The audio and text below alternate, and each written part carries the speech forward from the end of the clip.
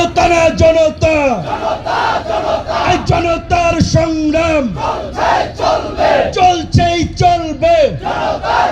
আমরা ক্ষমতার জন্য রাজনীতি করি নাই, আমরা পরিষ্কারভাবে রাজপথে স্লোগান দিয়েছিলাম ক্ষমতানা জনতা।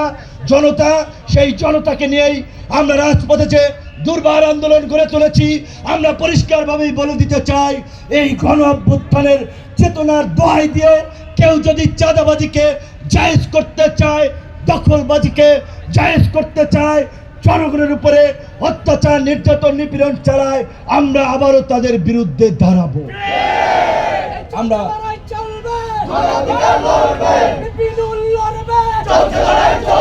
বন্ধুগণ, কথা বললে অনেক কথাই বলা যেত, সর্বশেষ কথা বলবো রাজনৈতিক নেতৃবৃন্দ, সরকার এবং জাতীয় ঐক্যমত্য কমিশনের উদ্দেশ্যে।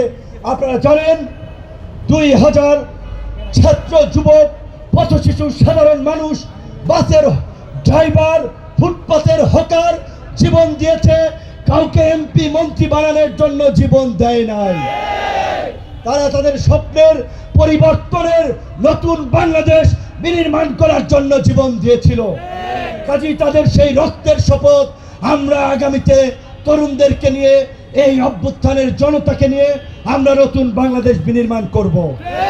তাই আমরা মনে করি এই অভ্যুত্থানের পূর্বে আন্দোলনের যে পরিষ্কার ঘোষণা ছিল, ফ্যাসিবাদী রাষ্ট্র কাঠামোর বিলোপ এবং নতুন রাজনৈতিক বন্দোবস্ত, শাসনতন্ত্রের মৌলিক পরিবর্তনের জন্য আমরা মনে করি আনুপাতিক হারে নির্বাচন একটি উত্তম পদ্ধতি।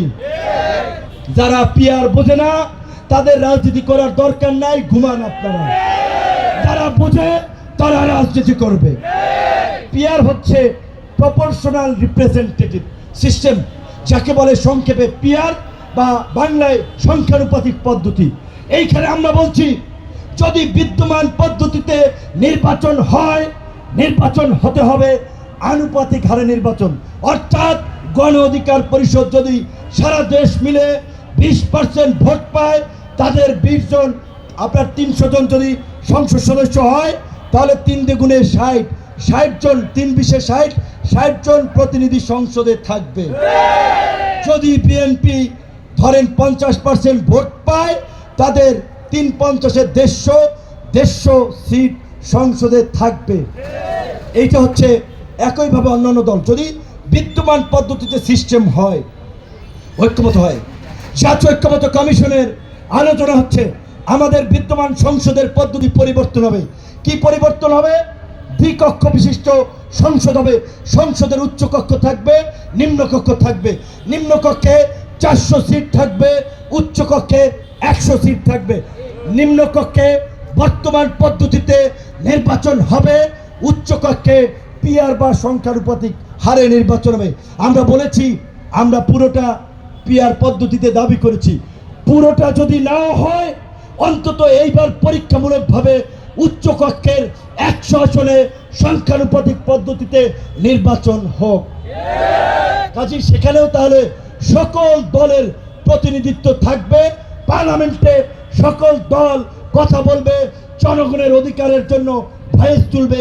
এর চেয়ে উত্তম পদ্ধতি আর কিছু আছে? এখন অনেকে বলছে পিয়ার পদ্ধতি হলে কোন আসনে কে এমপি হবে কেউ জানবে না। সমস্যা হলে এলাকার মানুষ কার কাছে যাবে জানবে না। সেজন্য আমরা বলেছি যদি নিম্ন কক্ষে বিদ্যমান পদ্ধতিতে নির্বাচন হয়, তাহলে কিন্তু বিদ্যমান সিস্টেম থাকতেছে, এমপি থাকবে প্রত্যেকটা এলাকার জন্য আলাদা আলাদা। আর উচ্চকক্ষ নীতি নির্ধারণী বিষয়ে সিদ্ধান্ত নেবে, যেটা হবে আনুপাতিক হারে। এই রকমের সংস্কারের বিষয়ে কারো দ্বিমত থাকার কথা? যারা এই সংস্কারের বিরোধিতা করে তারাই অভ্যুত্থানের বিরোধী। আমরা বলেছি জনপ্রশাসন, পুলিশ ব্যবস্থাকে ঢেলে সাজাতে হবে। এই পুলিশ ভাইরা দাঁড়িয়ে আছে, তারা পারুক বা না পারুক আমাদের নিরাপত্তার জন্য